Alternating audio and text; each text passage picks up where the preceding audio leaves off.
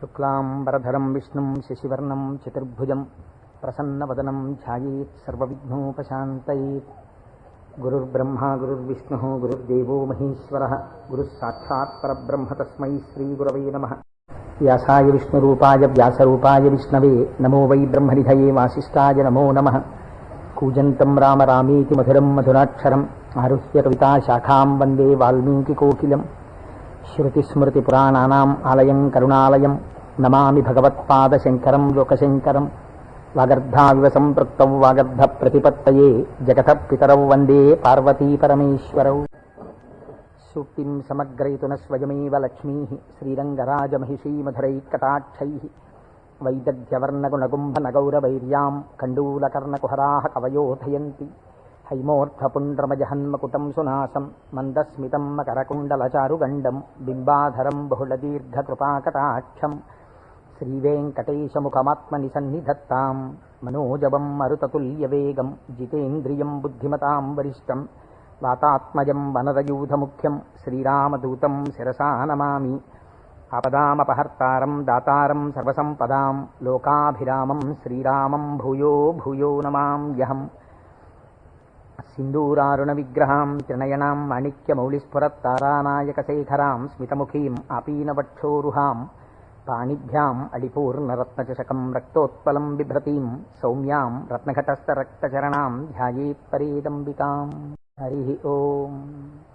పరమేశ్వర స్వరూపమైన సభకి నమస్కారం. ఈ ఉత్తరాయణ పుణ్యకాలంలో శివనామం ఒక్కసారి పలికిన వారు ఎవరైనా ఉన్నారా అని గమనిస్తారట. అంత మహోత్కృష్టమైన కాలం. విశేషించి అదృష్టం ఏమిటంటే మనం ప్రతిరోజు ప్రదోష వేళలో ఈ ఉపన్యాసాన్ని ప్రారంభం చేస్తాం. ప్రదోష వేళ పార్వతీ పరమేశ్వరుల యొక్క అర్ధనారీశ్వర స్వరూపంగా శాస్త్రం భావన చేస్తుంది. అంత పరమ పవిత్రమైనటువంటి అసుర సంధ్య వేళలో సాక్షాత్తుగా శంకరుడు వృషభవాహనారూఢుడై ఈ భూమండలం మీద తిరుగుతూ శ్రీశైల పర్వతం మీద ఒక్కసారి దిగుతారట. అందుకే సంధ్యారంభ విజృంభితం శృతిశిరస్థానాంతరాధిష్ఠితం సప్రేమ భ్రమరాభిరామమ సకృత్సద్వాసనాశోభితం భోగీంద్రాభరణం సమస్త సుమన పూజ్యం గుణావిష్కృతం సేవే శ్రీగిరి మల్లికార్జున మహాలింగం శివాలింగితం అంటారు. ఒక మద్ది చెట్టు నల్లుకున్నటువంటి మల్లెతీగని చూసినటువంటి శంకర భగవత్పాదులు పార్వతీదేవి చేత ఆలింగనము చేయబడిన పరమేశ్వర స్వరూపాన్ని శ్రీశైల పర్వత శిఖరముల మీద దర్శనం చేసినటువంటి మహోత్కృష్టమైన శ్లోకం అది. అటువంటి శివస్వరూపాన్ని మనం ప్రదోష వేళలో ప్రవచనంగా చేసుకునే ముందు శివపురాణం సామాన్యమైంది కాదు, చాలా పెద్ద గ్రంథం అది. అంత పెద్ద గ్రంథంలో మనకి ఉపయుక్తమైనవి ఉన్నాయి, చాలా జటిలమైనవి ఉన్నాయి. నిత్య జీవితంలో వాటిని అనుష్ఠానంలోకి తెచ్చుకోవడానికి అన్ని ఆశ్రమాలకి అలివి కానివి ఉన్నాయి.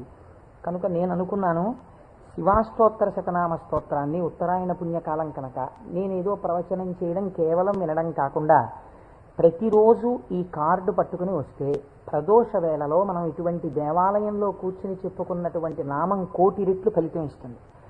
ఒక 30 రోజులో 40 రోజులో ఈ ప్రవచనాలు కొనసాగినప్పుడు మీరు ప్రతిరోజు ఈ నామాలు పలికారనుకోండి, 108 ఇంటూ 1,000,000 అంత నామం చేసినటువంటి ఫలితం మన ఖాతాలో ఈశ్వరుడు వేస్తాడు.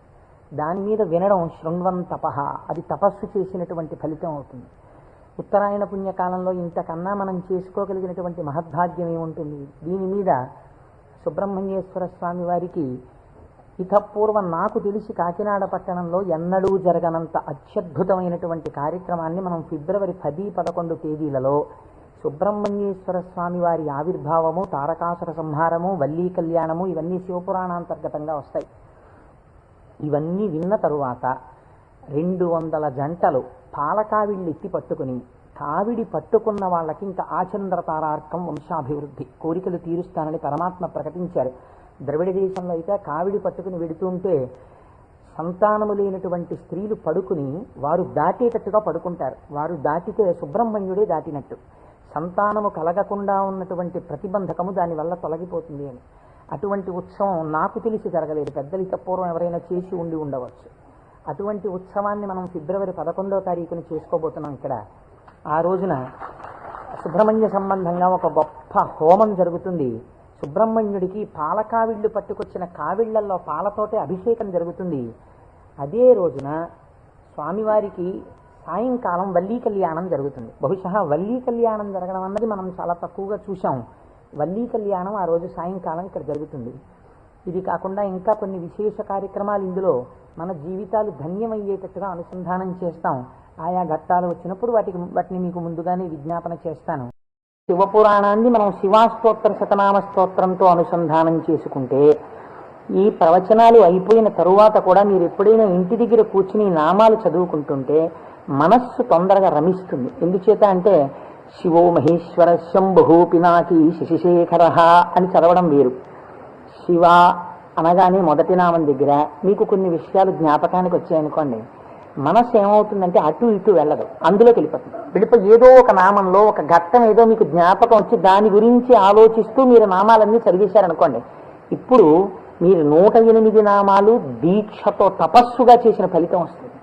అది అర్థం తెలియకుండా చదువుతున్నారనుకోండి, మనస్సు చించలం ఎక్కడికో వెళితే నామం చెప్పిన ఫలితం ఉంటుంది, కానీ మనస్సు లగ్నం కాదు. మనస్సును కూడా ఏకీకృతం చేసేటటువంటి ప్రయత్నంలో భాగంగా శివమహాపురాణాన్ని శివాస్తోత్ర శతనామ స్తోత్రంతో అనుసంధానం చేస్తే మనందరికీ ఎక్కువ ప్రయోజనకరంగా ఉంటుంది అని నాకు అనిపించింది. పైగా అందరూ చక్కగా ప్రదోష వేళలో శివనామం చెప్పేటటువంటి అదృష్టాన్ని పొందుతారనిపించింది. నేను అంటాను, మీరు కూడా అనండి. ఇది అయిన తర్వాత నేను ప్రవచనం ప్రారంభం చేస్తాను. ఇవాళే కాదు, ప్రతిరోజు. ఇవాళంటే కొద్దిగా మనకు ప్రారంభం కాబట్టి ఆలస్యం అయింది, రేపటి నుంచి అలా ఉండదు ఖచ్చితంగా. ఎందుకంటే ప్రదోష వేళలో ఈ నామాలు చదవాలి కాబట్టి 6:30 అయ్యేటప్పటికి నామాలు చదవడం ప్రారంభం చేసేస్తాం. ఎందుకంటే ప్రదోష వేళలో చదివినటువంటి దాని ఫలితం మీరు శివమహాపురాణంలో విందురు గాని దాని శక్తి ఎలా వెళ్ళిపోతుందో చూద్దురు గాని. ధ్యాన శ్లోకం చెప్పండి. ధవలవపుషమిందోర్ మండలే సన్నివిష్టం భుజగవలయహారం భస్మ దిగ్ధాంగమీశం మృగయ పరశుపాణిం చారు చంద్రార్ధమౌళిం హృదయ కమల మధ్యే సంతతం చింతయామి. శివో మహేశ్వర శంభు పినాకీ శశిశేఖర వామదేవో విరూపాక్ష కపర్దీ నీలలోహిత శంకర శూలపాణిశ్చ ఖట్వాంగీ విష్ణువల్లభ శపి విష్ణోంబికానాథ. శశి విష్ణు కాదండి, అది పొరపాటు పడింది. శిపి విష్ణోంబికానాథ శ్రీకంఠో భక్తవత్సల భవ సర్వస్త్రిలోకేశ శితికంఠ శివాప్రియ ఉగ్ర కపాలీ కామారీ అంధకాసురసూదన గంగాధరో లలాటాక్ష కాళకాల కృపానిధి భీమ పరశుహస్త మృగపాణిర్జటాధర కైలాసవాసీ కవచీ కఠోరస్త్రిపురాంతక వృషాంకో వృషభారూఢో భస్మోద్ధూళిత విగ్రహ సామప్రియ సర్వమయ త్రైమూర్తిరనీశ్వర సర్వజ్ఞ పరమాత్మా చ సోమసూర్యాగ్నిలోచన హవిర్యజ్ఞమయ సోమ పంచవక్త్ర సదాశివ విశ్వేశ్వరో వీరభద్రో గణనాథ ప్రజాపతి హిరణ్యరేతా దుర్ధర్షో గిరిశో గిరీశో నగః భుజంగభూషణో భర్గో గిరిధన్వీ గిరిప్రియ శివాసాః పురారాతిః భగవాన్ ప్రమదాధిపః మృత్యుంజయ సూక్ష్మతనుః జగద్వ్యాపీ జగద్గురుః వ్యోమకేశో మహాసేనః మహాసేన విక్రమః రుద్రో భూతపతిస్థాణుః హిర్భుజ్ఞో దిగంబరః అష్టమూర్తిరనేకాత్మా సాత్విక శుద్ధ విగ్రహః శాశ్వత ఖండ పరశుః అజపాశ విమోచకః మృఢ పశుపతిర్దేవో మహాదేవో వ్యయో హరిః పూషదంతభిదవ్యగ్రో దక్షాధ్వర హరోహరః భగనేత్రభిదవ్యక్తః సహస్రాక్ష సహస్రపాత్ అపవర్గ ప్రదోనంతః తారక పరమేశ్వరః ఏవం శ్రీశంభుదేవస్య నామ్నామస్తోత్తరం శతం. శివాస్తోత్తర శతనామ స్తోత్రం సమాప్తం. హరి ఓం. శివ అన్న శబ్దమే చాలా గొప్పది. ఈ శివాస్తోత్తర శతనామ స్తోత్ర ప్రారంభం కూడా శివశబ్దంతోటే ప్రారంభమైంది. ఆ పురాణము కూడా శివ మహాపురాణము అని శివశబ్దంతో ప్రారంభమైంది. శివశబ్దాన్ని అమరకోశం వ్యాఖ్యానం చేసింది. అమరకోశం అంటే మనకి సాధికారికమైనటువంటి గ్రంథము, చిత్రం ఏమిటంటే దాన్ని రచించినటువంటి వారు జైనుడు. అమరసింహుడు అనబడేటటువంటి ఒక జైనుడు ఆయన అమరకోశాన్ని రచించి దానితో పాటుగా అనేక గ్రంథాలని రచించారు. కానీ వారు శంకర భగవత్పాదాచార్య స్వామి వారితో వాదనకి దిగినప్పుడు శంకరుల చేతిలో ఓడిపోయారు. ఓడిపోయినప్పుడు ఆయనకి బాధ కలిగింది. నేను శంకరాచార్యుల వారి చేతిలో ఓడిపోయాను కనుక నేను రచించినటువంటి గ్రంథములన్నీ కూడా పనికిమాలినవైపోయాయని ఆయన ఆ గ్రంథములన్నింటినీ తగలబెట్టేశారు. తగలబెట్టేసినప్పుడు శంకర భగవత్పాదాచార్య స్వామి వారికి తెలిసి, వారు బహు కారుణికులు, కారుణ్యమూర్తి శంకరులంటే, వారు గబగబా వచ్చి, ఎంత పని చేశావయ్యా, గ్రంథాలను ఎందుకు తగలబెట్టేశావు అని ఉన్న ఒకే ఒక గ్రంథం, మిగిలిపోయినటువంటి గ్రంథం అమరకోశం.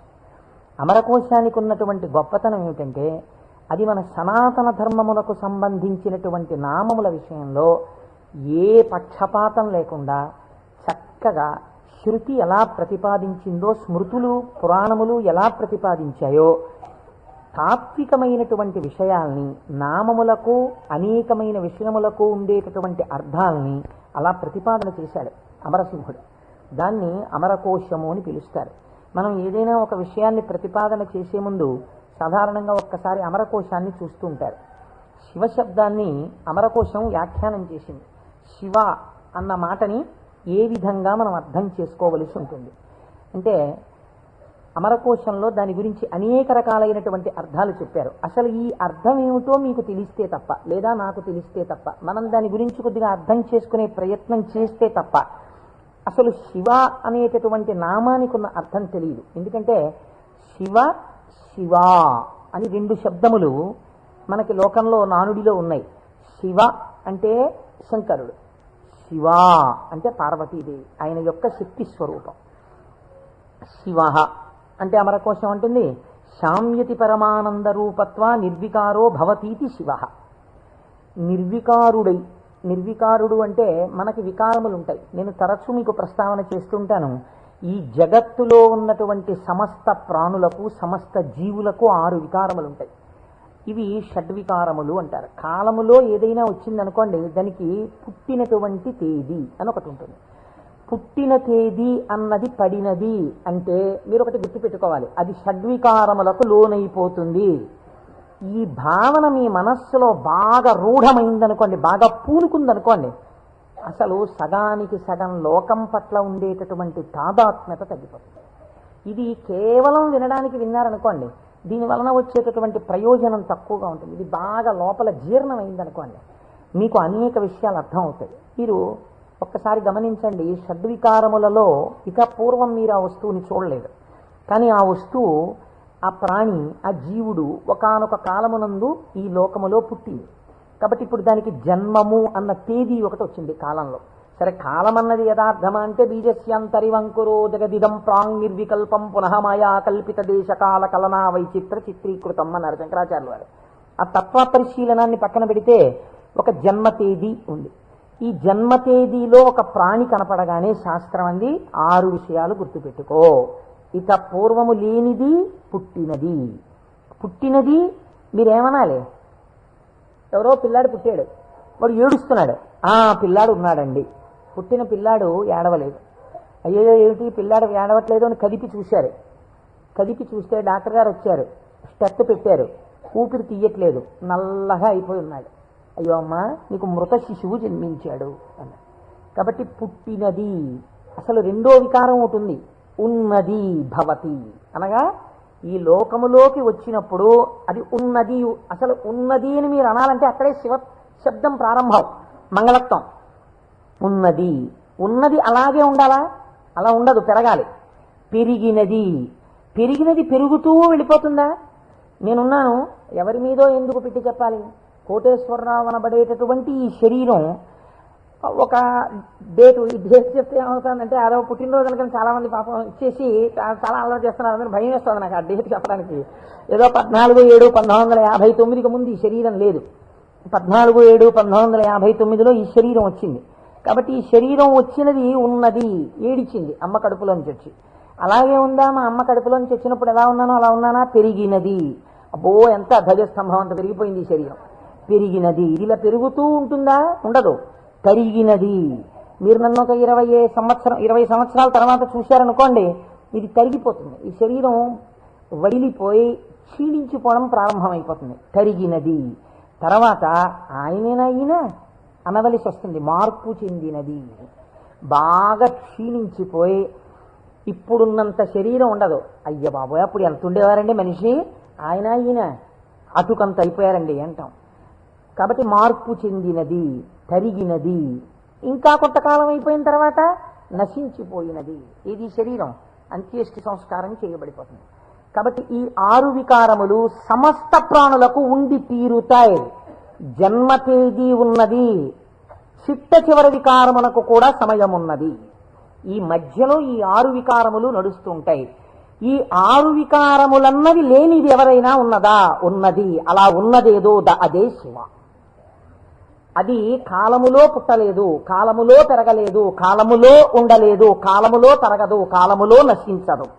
ఎవరి నుండి వచ్చినదో, ఎవరి ఎందు పెరిగినదో, ఎవరి ఎందు లయించిపోతున్నదో వాడు మాత్రం అలా ఉండిపోతున్నాడు. మేకలు వేయింజన్నను భాసురముగనొక్క కోటి పర్ణం వెక్కున్, ఆ కోతులు వేయింజన్నను కోకోయని కొంకినక్క కోయని కూర్చొని అంటారు జానపదులు. అందరూ వస్తారు, వెళ్ళిపోతాయి లోకాలన్నీ. చిట్ట చివరికి వెళ్ళిపోయిన లోకాలన్నీ ఎవరిలోకి వెళ్ళిపోయాయి? వాడు లయించిపోతాడా? వాడు లయించిపోడు. వాడిలోకి అన్నీ వెళ్ళిపోయి వాడు ఉండిపోతున్నాడు. అలా ఉండిపోయిన వాడెవడు? వాడు పరబ్రహ్మము. వాడికి శాశ్వతుడు, వాడికి కదలిక లేదు. వాడు ముందున్నాడు, చివరా ఉన్నాడు. అలా ఉన్నవాడెవడో వాడు నిర్వికారుడు. వాడికి వికారములు లేవు. వాడికి వికారం లేదు కాబట్టి వాడు ఎలా ఉంటాడు? వాడి జుట్టు తెల్లబడదు కదండి, వాడికి ముసలితనం లేదు, కాలము లొంగదీయలేడు. కాబట్టి ఇప్పుడు వాడు నిత్య యవ్వనుడు. అందుకే శివుడి గురించి చెప్పినా, అమ్మవారి గురించి చెప్పినా మనం ఏం చెప్తామంటే నమశివాభ్యాం నవయవ్వనాభ్యాం అంటాం. ఈ శ్లోకం మా ముత్తాతగారు చెప్పారు, అప్పుడు నవయవ్వనులే వాళ్ళు. మా తాతగారు చెప్పారు, అప్పుడు నవయవ్వనులే వాళ్ళు. మా ముత్తాతగారు వెళ్ళిపోయారు, మా తాతగారు వెళ్ళిపోయారు, మా తండ్రి గారు చేశారు కొంతకాలం ఆ శ్లోకాలు. మా తండ్రి గారు వెళ్ళిపోయారు, ఇప్పుడు నేను చేస్తున్నాను. నేను చెప్పిన నమశివాభ్యాం నవయవ్వనాభ్యాం పరస్పరాశ్లిష్టవపుర్ధరాభ్యాం. అదేమిటంటే మా ముత్తాతగారు, తాతగారు, తండ్రి గారు, నేను 4 తరాలు మారిపోయా, ఇంకా నవయవ్వనాభ్యామేనా? ఆ శ్లోకం మార్చద్దా? వృద్ధాప్యం రాదా? రాదు. ఎందుకు రాదు? మీరు కాలమునకు వశులై కాలమునందు మార్పు మీకు వస్తుంది. కాలస్వరూపములో మీ యందు మార్పులు తెచ్చేవాడెవడున్నాడో వాడు మార్పునకు అతీతుడుగా సాక్షిగా ఉన్నాడు. కదిలే వస్తువుకి కదలని వస్తువు ఆధారమై ఉంటుంది. మీరు బాగా జ్ఞాపకం పెట్టుకోండి. కదిలే వస్తువుకి గడియారానికి ఉన్నటువంటి పెంజూలం ఊగాలనుకోండి, పెంజూలంని పట్టుకున్నటువంటి స్ప్రింగ్ ఊగకూడదు. స్ప్రింగ్ కూడా ఊగడం మొదలెట్టింది అనుకోండి, ఇంకేంటి అలా ఊగదు. స్ప్రింగ్ నిలకడగా ఉంటుంది, పెంజూలం ఊగుతూ ఉంటుంది. ఒక కదిలే వస్తువుకి ఒక కదలని వస్తువు ఎప్పుడూ కూడా ఆధారమై ఉంటుంది. వికారములు కలిగిన జగత్తుకు ఏది వికారములకు అతీతమై ఉన్నదో అది ఆధారమై ఉన్నది. దాని యందే ఈ సమస్త జగత్తు పుట్టి పెరిగి లయించుచున్నది. అటువంటిదేదో అది వికారాతీత స్థితి కలిగినటువంటి పరబ్రహ్మము. దానిని నువ్వు ఒక నామవాచకంతో పిలవాలనుకుంటే శివ అని పిలవవచ్చు. కాబట్టి ఇప్పుడు శివశబ్దం ఎవరిని చెప్తోంది? పరబ్రహ్మాన్ని చెప్తోంది. ఇప్పుడు ఆయన ఎలా ఉంటారు? నిర్వికారమై నిరంజనమై. ఇదే కదండి శివకవచం మాట్లాడుతుంది పూర్వభాగంలో. ఆయన యొక్క స్థితిని ఆయన ఎలా నిర్వికారుడై ఉంటాడో చెప్తుంది. ఇటువంటి పరమాత్మ స్వరూపం మీ కన్నులకు కనపడుతుందా? వికారము పొందుతున్న జగత్తు మీకు కనపడుతుంది, కానీ వికారములు పొందుతున్నటువంటి జగత్తుకి తను ఆధారముగా ఉన్నవాడు మీకు కనపడతాడా? కనపడడు. ఈయనకి ఒక రూపం తీసుకొచ్చి చూస్తే ఎలా ఉంటాడు అంటే, అమరకోశంలో ఎంత అందంగా మాట్లాడాడో చూడండి. అమరసింహుడు పరమానంద రూపత్వ, ఆయన పరమానందమును పొందుతూ ఉంటాడు. ఎందుకని? మన అందరికీ సుఖ దుఃఖాలని ద్వంద్వాలుంటాయి, ఎప్పుడూ ఆనందంతో ఉండం. ఆయనకి వికారాలు ఏమీ లేవు, అందుకని ఆయన ఎప్పుడూ పరమానందంతో ఉంటాడు. ఎక్కడుంది పరమానందం? బయట ఉన్న వస్తువుల వల్ల ఆనందం కాదు, లోపలే ఉంది ఆనందం. ఆ ఆనందంతో తన్మయాన్ని పొందుతూ ఉంటాడు. అది నోటితో చెప్పడం కుదరదు. ఇప్పుడు ఎలా చెప్పాలి అంటే, పద్మాసనం వేసుకుని చేతులు 2 ఇలా పెట్టుకుని కన్నులు ఇలా అరమోట్పు కన్నులతో ఉండి తనలో తాను రమిస్తూ కనపడుతుంటాడు. శంకరుడి యొక్క ఫోటో మీరు చూశారనుకోండి, చూస్తే ఆయన అరమోట్పు కన్నులతో కూర్చుని సంతోషంతో ఆనందంతో ఉన్నట్టుంటాడు. ఇందులో ఇంకా లోకరక్షణ హేతువుగా అభయముద్ర పట్టినట్టుగా ఉంది. ఆయన అరమోట్పు కన్నులతో ఆనందంతో రమించిపోతున్నట్టుగా ఉంటుంది శివస్వరూపం. అంటే ఘనీభవించినటువంటి ఆనంద స్వరూపమే పరమాత్మ యొక్క స్వరూపం. పరమాత్మ నిత్యానందము ఏది ఉన్నదో దాన్ని రాశీభూతం చేస్తే అదే శివ. కాబట్టి ఇప్పుడు పరమాత్మ యొక్క స్వరూపమేమి? ఆనంద ఘనమే పరమాత్మ. కాబట్టి ఇప్పుడు ఆయన అన్ని వికారములకు అతీతుడై తనలో తాను రమించిపోతూ ఆనందపడిపోతూ ఉండేవాడెవరో, అంటే కదలిక ఉండదు ఇంకా మనస్సులో, అన్ని అరికట్టి లోపల ఉన్నటువంటి ఆనందంతో తాను కలిసిపోయి తానే చిదానంద రూపుడై ఉంటాడు. దీనికి మీకు పోలిక చెప్పాలంటే ఒక్కటి కుదురుతుంది. మనం కదులుతున్నటువంటి తరంగములు కలిగిన సరోవరాలం. మీరు చూడండి, అందుకే నిద్ర లేవగానే ఏది ప్రారంభమవుతుంది పనిచే మీకు ప్రారంభంలో నిద్ర లేచారు అనగానే, నిద్ర లేవడం అంటే ఏమిటో తెలుసా అండి? శరీరం లేవడం కాదు. ముందు ఏది లేస్తుందో తెలుసా? పరమాత్మతో రమిస్తున్నటువంటి మనస్సు విడివడుతుంది. విడివడి అది సంకల్ప వికల్ప సంఘాతం. అది వెంటనే ఒక ఆలోచన మొదలెడుతుంది. మొదట ఆలోచన ఏమిటి? తెల్లవారిపోయింది. ఈ తెల్లవారిపోయిందన్న మొట్టమొదటి ఆలోచన అది చెయ్యగానే నిర్మలంగా ఉన్నటువంటి నీళ్ల దగ్గరికి వెళ్ళి మీరు ఒక చిన్న రాయి తీసుకుని ఇలా వేశారనుకోండి, అదేం చేస్తుందంటే ఇలా ఒక తరంగం కదులుతుంది. కదిలి అలా వెడుతుంది. ఇది ఒక్కటే వెళ్ళదు, ఇది వెడుతూ ఇంకో తరంగాన్ని తయారు చేస్తుంది, ఇంకో తరంగాన్ని తయారు చేస్తుంది. అలా కదులుతూ తరంగాలుగా ఒక కదలిక రాగానే ఇంకో కదలిక వస్తుంది. తెల్లవారిపోయింది, ఇవాళే నువ్వు శివమహాపురాణం మొదలెట్టాలి, ఇవాళే నువ్వు ఫలానా వాళ్ళ ఇంటికి వెళ్ళి ఒక్కసారి ఆశీర్వచనం చెయ్యాలి, చూసావా తెల్లవారిపోతుంది గబగబా సంధ్యావందనం చెయ్యాలి. ఒకదాని వెనక ఒకటి సంకల్పాలు వచ్చేస్తాయి. ఇవి సుఖములకు దుఃఖములకు కూడా హేతువులు అవుతుంటాయి. ఈ సంకల్పాతీతుడై సంకల్పములు దేనిలోంచి పుడుతున్నాయో అది తానై నిరంజన స్వరూపమై ఆనంద ఘనమై కూర్చున్నవాడెవరో వాడు పరమాత్మ, వాడు శంకరుడు. కాబట్టి శివుడు ఆయన ఇక్కడే సమస్తాన్ని చూస్తుంటాడు. అటువంటి ఆనంద ఘనమునకు శివ అని పేరు. ఇప్పుడు దీనివల్ల మీకేం తెలుస్తోంది? మనుష్య జన్మ యొక్క చిట్ట చివరి ప్రయోజనం ఏమి? ఆ ఆనందము మీరే అగుట. అటువంటి ఆనంద స్వరూపులుగా మీరు మారడమే మనుష్య జన్మ యొక్క ప్రయోజనం. దానికే మోక్షము అని పేరు. కాబట్టి ఇప్పుడు అటువంటి మోక్ష స్థితిని పొందాలనుకున్న వాళ్ళకి ఎవరు ఆరాధ్య దైవము? శివుడే. కాబట్టి శివయోకోధ్యేయ శివంకర. కాబట్టి ఏమండి మీరు చెప్పింది బాగుంది, కానీ మేము గృహస్థాశ్రమంలో ఉన్నాం కదా, మాకు భార్య బిడ్డలు ఉన్నారు కదా, మాకు సంకల్పాలు ఏవి వద్దు అని మేమందరం కూడా ఇలా ముక్కు మూసుకుని లేచిన దగ్గర నుంచి ఏదో సంధ్యావందనం చేసుకుని ఒక పూజా మందిరంలో ఇలా కూర్చుండిపోతే, మనస్సుని అంతర్ముఖం చేసే ప్రయత్నం చేస్తూ ఏదో లోపల ఉన్నటువంటి ఆ వస్తువుని కనిపెట్టే ప్రయత్నం చేస్తూ మేము ఉండిపోతే నా భార్య పరిస్థితి ఏమిటి, నా పిల్లల పరిస్థితి ఏమిటి? అసలు మరి గృహస్థాశ్రమంలో ఉండి కొన్ని కోరికలంటూ ఉంటాయి కదా, మరి తప్పదు కదా. అప్పుడు ఈ స్వరూపాన్ని పట్టుకుంటే ఉపయోగమే ఉండదు. ఆయన ఇంకేమీ అలా కోరికలు తీర్చడాలు అలా ఏమి ఉండవా? కేవలం ఆనందం మోక్షం ఇంటి అనే పరిస్థితి కాదు. అమరకోశం అంది వెంటనే మళ్ళీ చేరతే సజ్జన మనాం స్మస్మిన్నితిగా. ఈయన యందు సజ్జనుల యొక్క మనస్సు రమించుచుండును. ఈ మాటని మీరు చాలా గట్టిగా పట్టుకోవాల్సి ఉంటుంది. మీకు చూడండి, నేను ఇంతకన్నా మీకు ఉదాహరణ చెప్పడానికి సాధ్యం కాదు. ఇంకా వంటింట్లో ఒక పంపు ఉంటుంది, బాత్రూంలో ఓ పంపు ఉంటుంది, వరండాలో ఒక పంపు ఉంటుంది వాష్ బేసిన్ దగ్గర. మీకు ఇంకా అవసరం అనుకున్నారనుకోండి, ఏదో మీరు భోజనాలు చేసే గదిలో చేతులు కడుక్కోవడానికి ఒక పంపు ఉంటుంది. ఇన్ని పంపుల్లోనూ మీకు ఏకకాలమునందు ఎక్కడ విప్పినా నీళ్లు రావాలనుకోండి, ఏది నింపాలి? ఏ పంపు కొట్టంలో నీళ్లు పోస్తారా? ఓవర్ హెడ్ వాటర్ ట్యాంక్లో నీళ్లు పోస్తారు. ఓవర్ హెడ్ వాటర్ ట్యాంక్లో నీళ్లు పోస్తే అన్ని పంపుల్లోనూ నీళ్లు వచ్చినట్టు శివస్వరూపాన్ని పట్టుకుంటే అది ఏ రూపంగా, ఏ రకంగా, ఏ విభూతితో, ఏ లక్షణంతో, ఏ గుణంగా మీ మనస్సు ఇష్టపడిన ఏ విధానంగా ఒక్కదాన్ని మీరు పట్టుకుని రమించిపోవడం ప్రారంభించినా అది మీకు కావలసిన సమస్తాన్ని ఇస్తుంది. అలా ఇవ్వగలదు. దానికి ఆ శక్తి ఉన్నది. అది మిమ్మల్ని కాపాడుకుని వస్తుంది. మీరు చూడండి, గొడుగు ఒక్కటి ఇలా పట్టుకున్నారండి, ఇలా గొడుగు పట్టుకుని వెళ్ళిపోతున్నారు. ఇలా గొడుగు పట్టుకు వెళ్ళిపోతుంటే బయట మంచి ఎండ కాసింది. ఇప్పుడు ఆ గొడుగు మిమ్మల్ని రక్షిస్తుందా, రక్షించదా? రక్షిస్తుంది. మీరు వెళ్ళిపోతుండగా మంచి మబ్బు పట్టి వాన ప్రారంభమైంది. గొడుగు రక్షిస్తుందా, రక్షించదా? రక్షిస్తుంది. వాన తగ్గిపోతోంది, ఇంకా కొద్దిగా ఎండ వస్తే బయలుదేరదాం అనుకుని మీరు చెట్టు కింద నించున్నారు. ఒక పక్షి పైనుంచి రెట్ట వేసింది. మీ మీద పడకుండా గొడుగు రక్షిస్తుందా? రక్షించదా? రక్షిస్తుంది. ఒక గొడుగు మీకు శీతలము నుండి, ఉష్ణము నుండి, జలధార నుండి, పక్షి రెట్ట నుండి ఇన్నిటి నుంచి కాపాడినప్పుడు పరమాత్మని పట్టుకున్న వాడి కోరికలు కూడా అన్ని భంగులా తీరుతాయి. మీకు ఏది కావాలో అది వాడు ఇవ్వగలడని మీరు ఎలా అనుకోవట్లేదు?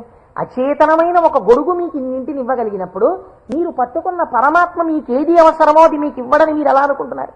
మీకు ఏది కావాలో మీరు అడగక్కర్లేకుండా మీకు తీరుస్తాడు. అది గొప్ప. మీరు శాస్త్రంలో ఒక మర్యాద తెలుసుకోవాలి. మీరు అడిగితే ఇచ్చినవాడు గొప్పవాడు కాదండి. మీరు వెళ్ళి అడిగారనుకోండి, వెంటనే మీరు జీవితంలో చాలా దిగజారిపోయిన వ్యక్తులైపోతుంది. ఒకరి దగ్గరికి వెళ్ళి, అయ్యా నాకు ఇది లేదండి, నన్ను మీరు కొంచెం అనుగ్రహించి నాకు ఇది కలిగేటట్టుగా మీరు చెయ్యండి అని అడిగారు అనుకోండి, వాచికంగా నోరు విప్పి ఒకరి దగ్గరికి వెళ్ళి నాకు ఇది ఇప్పించండి అని అడిగినప్పుడు ఆత్మహత్యా సదృశమే. వాడు చచ్చిపోయినంత బిడియపడిపోతాడు. ఎవరు శీలమున్నవాడు బెంగ పెట్టుకుంటాడు. నోరు విప్పి అడగడమా, వెళ్ళి నాకు ఇది ఇవ్వండి అని ఎలా అడగను అంటాడు. అడగలేడు. అందుకే మనకి పూర్వకాలంలో మీకు తెలుసో తెలీదో, మీసంలో ఒక వెంట్రుక తాకట్టు పెట్టి అప్పు తెచ్చుకునేవారు. మీసంలో వెంట్రుక తాకట్టు పెడితే అప్పు ఇవ్వడం ఏంటండి? అంటే వాళ్ళ రోషానికి చిహ్నం అది. ఎన్నడూ నేను ఒకరిని చెయ్యి అడగలేదురా, చెయ్యి జాపి అడగలేదు. అటువంటి వాణ్ణి నిన్ను అడుగుతున్నాను. నేను ఇంత సిగ్గుపడిపోయానడానికి ఉదాహరణ ఏమిటో తెలుసా? ఈ వెంట్రుక ఒకటి నీ దగ్గర పెట్టుకో, మళ్ళీ తీర్చిన నాడు ఈ వెంట్రుక తీసుకెళ్తాననేవాడు. వాడి రోషానికి వాడి శీలానికి